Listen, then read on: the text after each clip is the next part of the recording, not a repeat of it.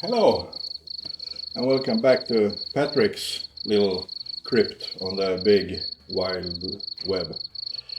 I thought I'd talk about some reed valve dimensioning and issues and all sorts of things concerning reed valves and my take on them. And let's just get into it, I suppose. As I'm saying, there are standard reeds like this TZR 250 reed, but I have modded it, placed a stuffer into it that I have 3D printed, and also I have added Polini petals and a Polini blue. I can't remember the thickness. I can add info later. Polini, by the way, is capable of handling methanol. Many blades can take that. V-Force M blades, for example, they become soft when used with methanol. No problems with fuel though, or petrol, gasoline.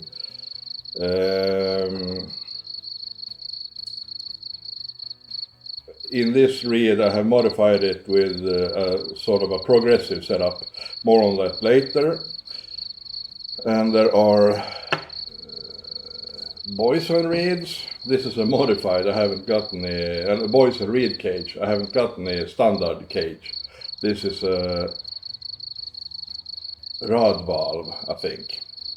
But I've ported the stuffer inside it and welded it and filled it with JB weld and to get the design I want, because OEM, these ones have got an angle to them and I want it straight and as short as possible, so I have welded and filled with JB weld and ported and things.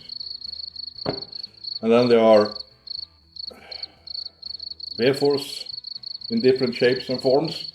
This is for Yamaha Banshee or Yamaha RD350, used all over the globe now to tune scooters and bikes. They are quite small in dimension and can take huge carburetors.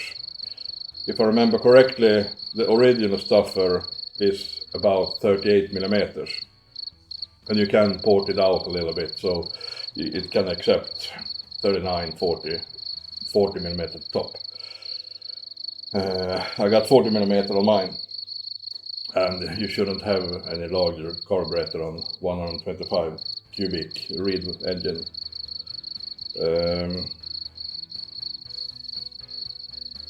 And then there are different reed qualities, petal quality.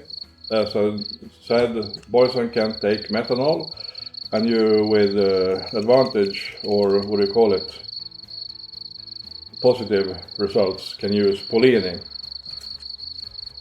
I'm using Polini 0.4 often. It works very good on a high revving two-stroke. And I have mailed and had a discussion with Motor Tassinari, and they confirmed that their petals can take methanol use.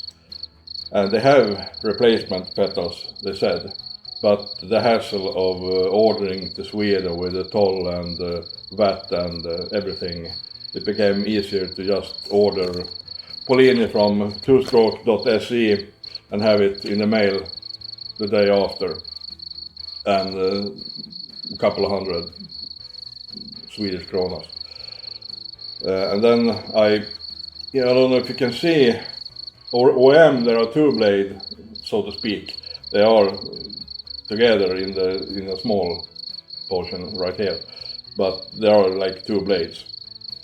I cut them big, one blade, and by that you get a little bit more tension and a little more life of them, because there are less edges. And in this one it is Polini white, that's 0.4, and the big blades. I use the same on that one and that one. This one is from that one. And you can alter the thickness, but there are some drawbacks and positive things. One thing many are trying to convince me is that the reed valves never closes on full pull, and that might be true. Thereby many try to manufacture this, my eyes are itching, manufacture these 24/7 intakes that are fully open and having reed controlled inlet when starting it.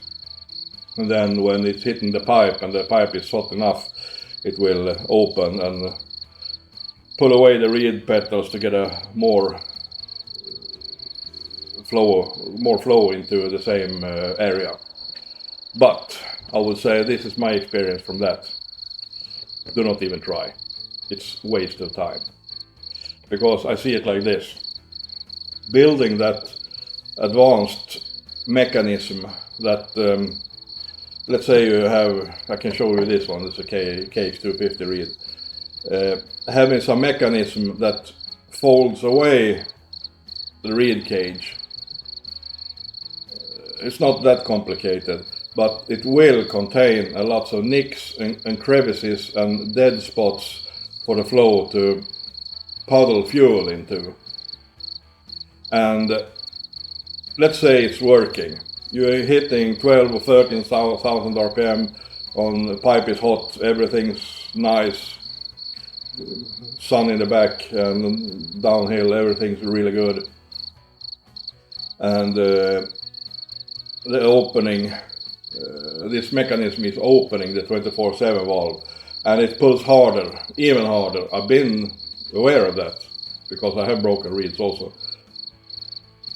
But into the next throttle let up, let's say you come into a bend or you need to brake, and then hitting the throttle again, all that, it's stopping the airflow and everything, it collects fuel in the nicks and crevices, and it just floods the engine with fuel because it creates a high vacuum situation.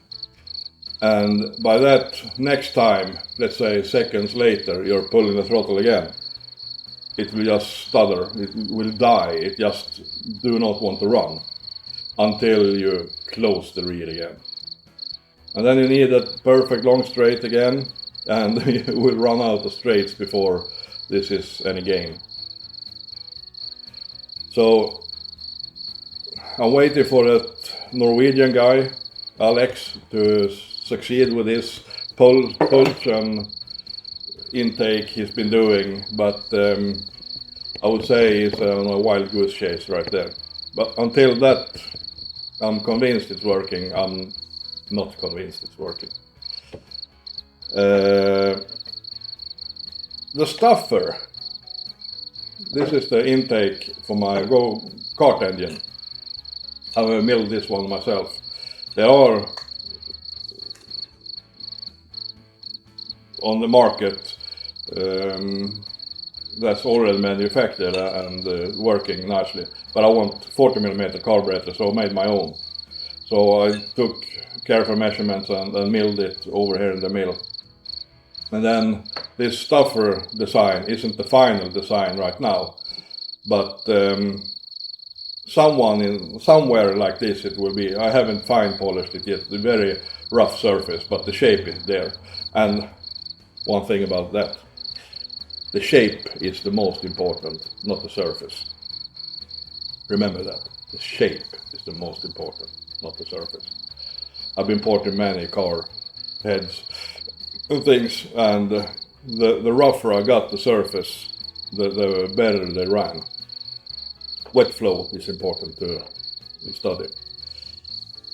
However, coming to this, back to this again,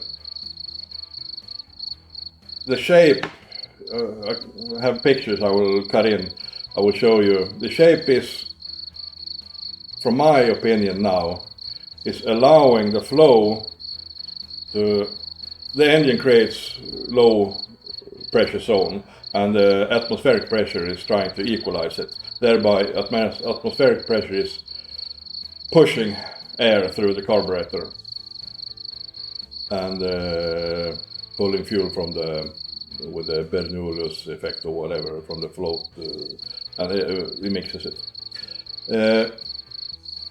And when the flow is hitting the reed blades, so to speak, it does not just want to flow straight ahead.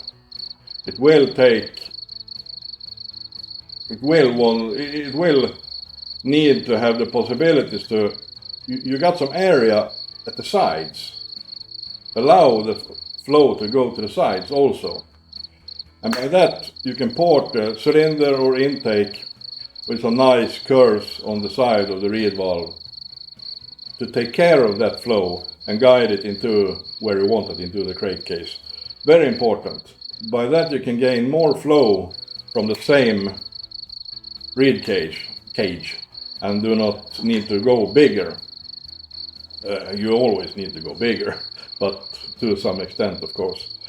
You can't put big reed valve from a snowmobile that's producing 160 horses on a 2-cylinder 800 on a 50cc engine. You can, but not optimal. Because you need the airflow, and not just airflow, the speed of the airflow is the most important right here. The speed of the airflow that is pushed through the velocity stack into the carburetor and then further into the reed valve needs to be high. Because having high gas speed pushes more air into the engine and helps open the reed petals a little bit more. Because speed is superior in this, but you can't go too fast. Speeds above what do you call it, sonic airspeed above sonic speed isn't possible. Wanting to go above that, you need to add so much energy to the air that you need to take that energy from something, and that energy will be a total loss because the gain will equalize the, yeah.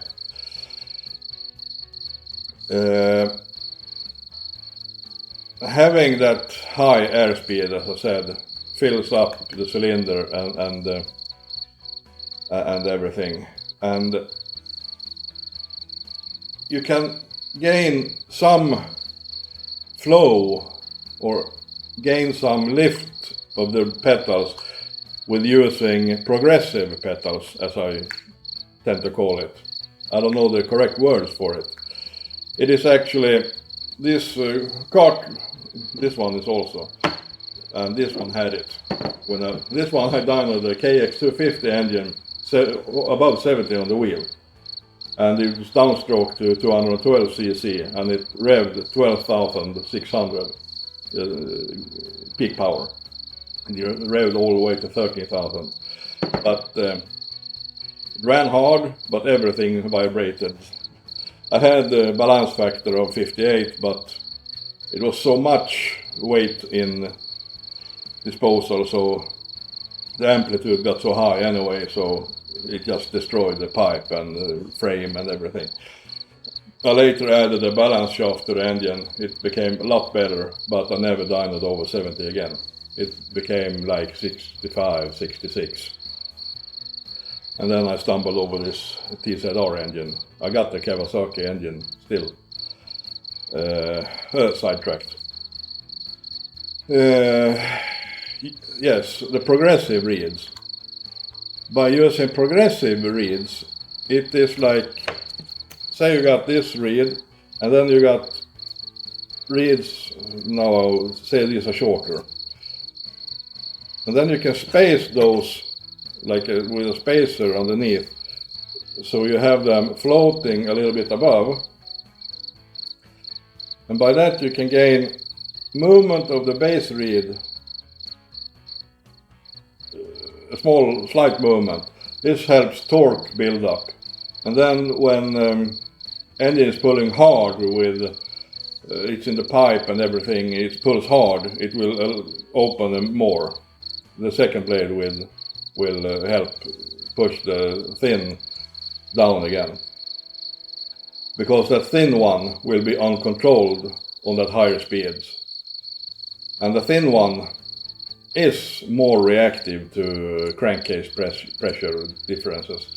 So it will allow more flow, and having that progressive, it will actually close faster. But we're coming to a topic now that I've been addressing very often to guys. And I want to tell you also, if you're having this amount of power, 100%, this is what you can get out of that combination, this combination. There aren't any more. Everything's perfect. There aren't any more. You cannot get any more.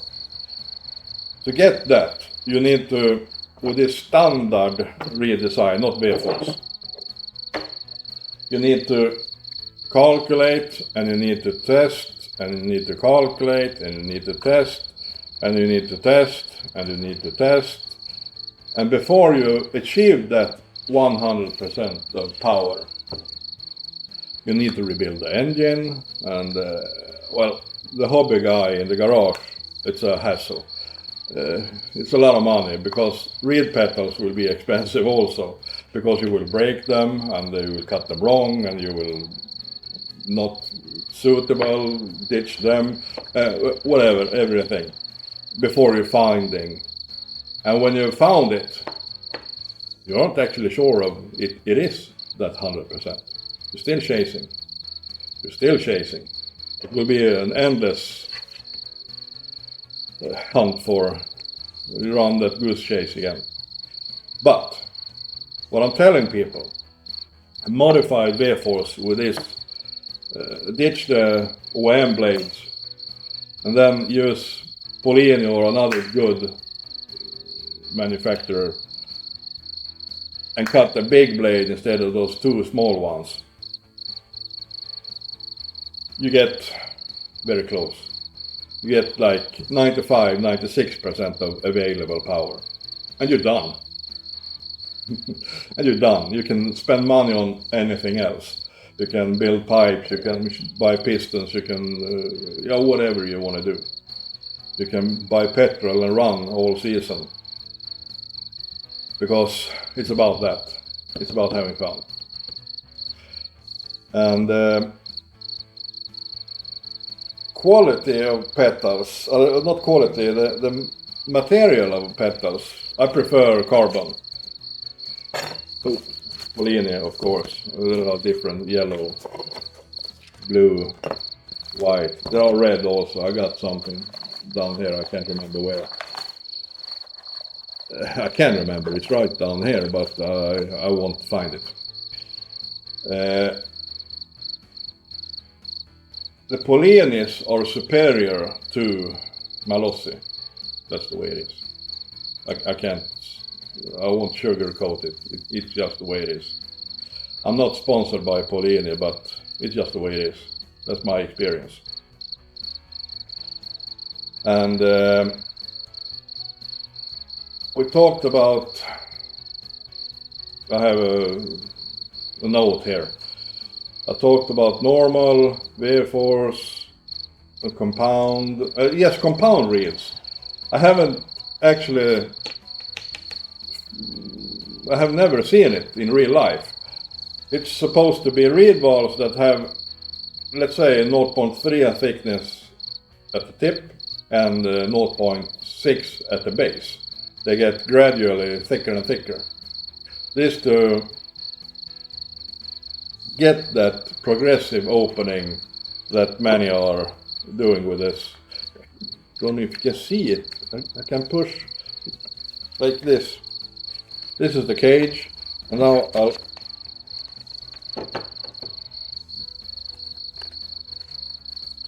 I can see there's a small lip. It's 3. It's a small lip above everyone.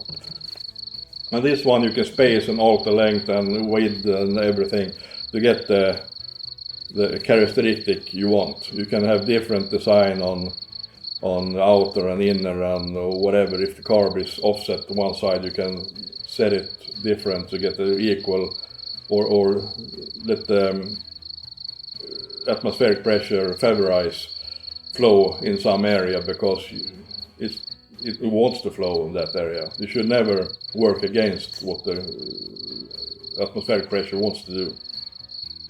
And in this one, this is for my kart engine, so to speak, that I said before. There are 3 different separate petals on this side. And on this side, it's one big. I need to study what direction it needs to go later. I don't know. Maybe someone know on the SGM kart engine what side should go up and what side should go down. Write in the comments below. But it's easy, just swap. It just fits, no problem. But it's good to know the answer before trying. And let's see, was there any more about this? A friend of mine up in the north of Sweden, no, not north, in the middle of Sweden, Sundsvall, has bought a bike from a guy in southern Sweden that managed to dyno this amount of power. And he used a Malossi, I can't remember the name, VL18 or whatever the name is, I can't remember. And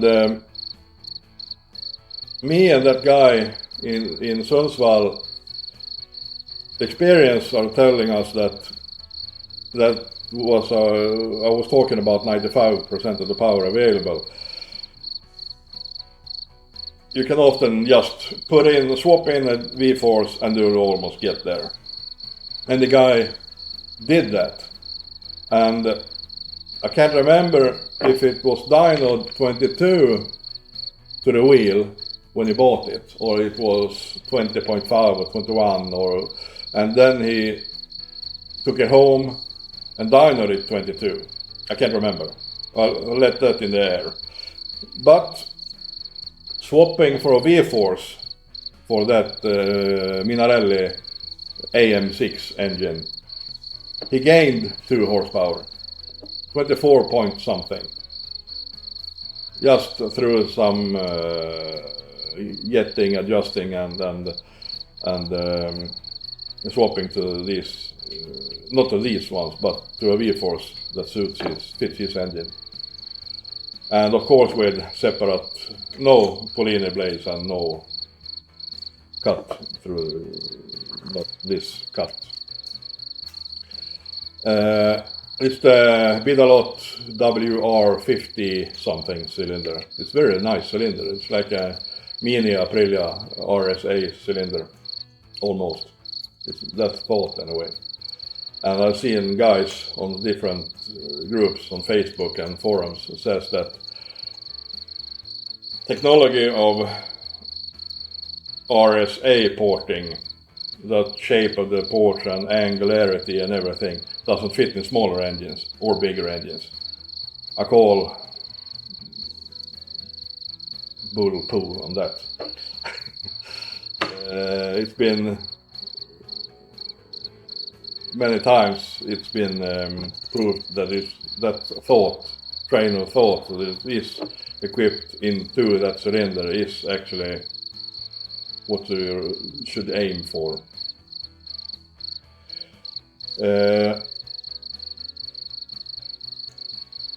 On this one I got V43, actually for a Kawasaki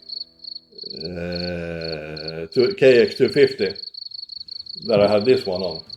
The V43 never got as much power as this one.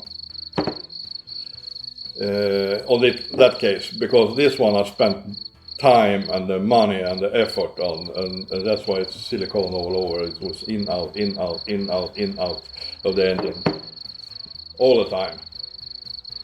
And I finally found a very nice power level, and then tried with V-force, and I lost power. However, I'm using that V-force on this bike now, and from the original reed cage on this one, it's a huge gain. I actually dynoed this 50 point something, 50.7, I can't remember, on the wheel, and 59.4 or 59.7, almost 60 on the crankshaft. And that's running hard on an old 87 monster. It is really fast also.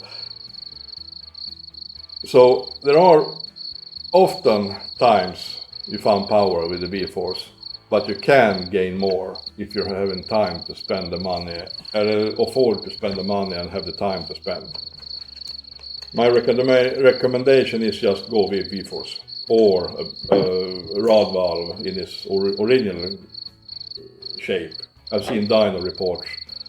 Let's say these are two equal shapes made for the same bike. They are often very close to each other in power output. So this one's often more expensive because you get an aluminium basket, it's solid, it's rigid. But notice the petals, if using Polini petals directly on the aluminium basket, they will break. It'll keep up for a while, but they will break faster than standard Boysen ones. Because the blades that are sitting on the Boysen in the bottom, there are 3 blades, I think. They are a rubber coating on top of them, so they land softer and they hold much longer. And this technology on V-Force 4R, an updated version of these, have rubberized petals, but they still can't take methanol from my hearings, from what I've heard also. I haven't tried that myself. So this was a lot of rambling of me. I will close off right here, I guess. And I can take one thing. You see, depending on how the inlet tracks are looking, you might need to use cages with guide wings or guide plates that not allowing them to open too much. Because allowing them to open too much, you will lose control of the blades. And not having control of the blades, they break. And the engine won't produce any power. In this one, the inlet tract is so shaped that if these ones are going way too far, they actually land soft on the inlet tract inside the engine. So thereby it doesn't need any retainers, restrictors, or whatever the name is. So I'll close off with this, and it's summer, it's raining, I'm recording this episode. I don't know what to do next. Maybe someday I will go out, I'll start this one again and take a fuel can with me and go out trying to launch it myself a little bit. But because I need to look at some data inside the Max ECU, see how it behaves, because I got this wheel restriction table and everything into the G-force sensor. The sensors, if I got the G-force rising, then it withdraws ignition timing from it. I want to check up on that, because when the competition was, it doesn't log without having the TPS connected. So I need to connect the TPS and then try that. I don't know if I should take that coming week. Yeah, I'll close off here, and I hope you have a nice summer. It's raining here, so have a nice one. Bye.